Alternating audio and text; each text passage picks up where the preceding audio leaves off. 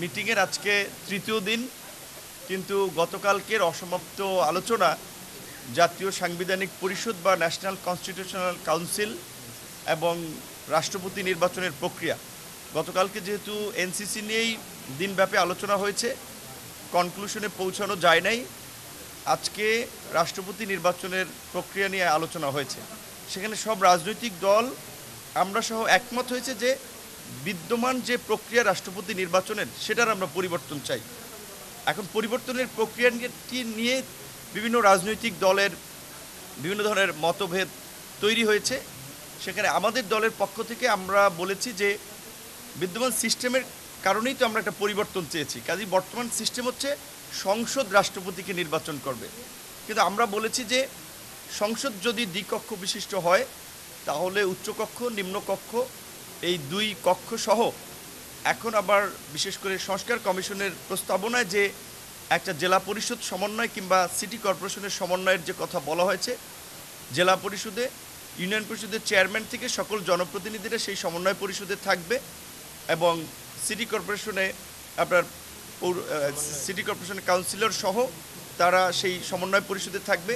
সেখানে একটি করে ভোট থাকবে, কিন্তু ভোটের ক্ষেত্রে বলা হচ্ছে যে সবাই মিলে ভোট দেবে, অর্থাৎ রাষ্ট্রপতি প্রার্থী পদে যিনি সর্বোচ্চ ভোট পাবেন ওই ভোটটা কাউন্ট হবে।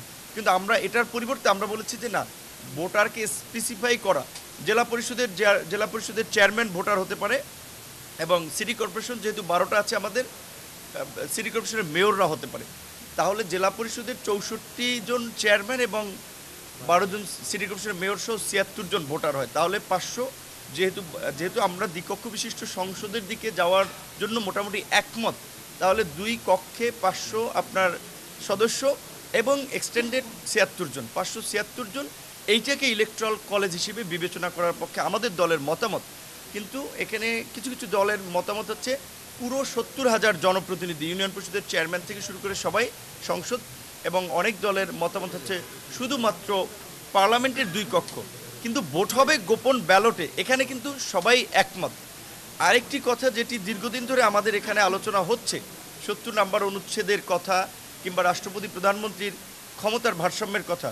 70 নম্বর অনুচ্ছেদের পরিবর্তনে দুটো বিষয়ে কিন্তু সার্বজনীন একমত তৈরি হয়েছে আমরা, যে অর্থ বিল এবং আস্থা ভোট ব্যতীত অন্য ক্ষেত্রে সংসদ সদস্যরা স্বাধীন। কাজে সেক্ষেত্রে এখানে সংসদ সদস্যরা রাষ্ট্রপতি নির্বাচনে ভোট দেওয়ার ক্ষেত্রে একটু স্বাধীন হচ্ছে। দ্বিতীয়ত, যদি জাতীয় সাংবিধানিক পরিষদ বা ন্যাশনাল কনস্টিটিউশনাল কাউন্সিল এনসিসি, যেটার বিষয়ে এখন পর্যন্ত একমত হওয়া যায় নাই, সেটাও যদি হয়, সাংবিধানিক প্রতিষ্ঠানের নিয়োগ সহ গুরুত্বপূর্ণ সিদ্ধান্তে এনসিসির ভূমিকা, তাহলেও কিন্তু রাষ্ট্রপতির এবং প্রধানমন্ত্রীর ক্ষমতার ভারসাম্য হচ্ছে। সুতরাং আমরা শুধু বিতর্কের জন্য তর্ক করা এই জায়গায় না থেকে আমাদের দলের পজিশন থেকে আমরা বরাবরই বলছি, জাতীয় বৃহত্তর স্বার্থে আমরা আমাদের পজিশন যেটা আছে, যদি ঐক্যমত্য কমিশন কিংবা অন্যদের মধ্যে এটা কোনো বিষয় একমত হয়, সেখানে আমাদের পজিশন আমরা পরিবর্তন করতে এগ্রি। আমরা সকল দলকে আমরা এই আহ্বান জানাবো। এবং বিশেষ করে এখানে এটি ঠিক যে দু একটি দলের আলোচনা কিংবা প্রস্তাবকে অনেক ক্ষেত্রে প্রাধান্য দেওয়া হচ্ছে, এই জায়গাটা থেকে আমরা বরাবরের মতো পরিষ্কার বলতে চাই যে গণ অভ্যুত্থান দু একটি দলের নেতৃত্বে হয় নাই। সুতরাং কোনোভাবেই দু একটি দল কিংবা বিশেষ কোনো ব্যক্তি মহলের সিদ্ধান্তকে, প্রস্তাবকে প্রাধান্য দেওয়া যাবে না। সার্বজনীনভাবে সকল মত পথের মানুষ, আজকে যারা আমরা এখানে ধরেন যে রাজনৈতিক দলগুলো আছি, এইসব দলই কি গোটা দেশের মানুষের প্রতিনিধিত্ব করেন? না, এখানে একেবারেই আছে যে সমস্ত দলের কোনো অ্যাক্টিভিটিস নাই। আবার এমনও দল আজকে আমরা দেখতে পেলাম যারা ধরেন আপনার এই আওয়ামী লীগের দোসর ছিল, তারাও কিন্তু এখানকার আলোচনায় বিভিন্ন দলের প্রধানদের মারফতে তদবির করে এখানে এসেছে।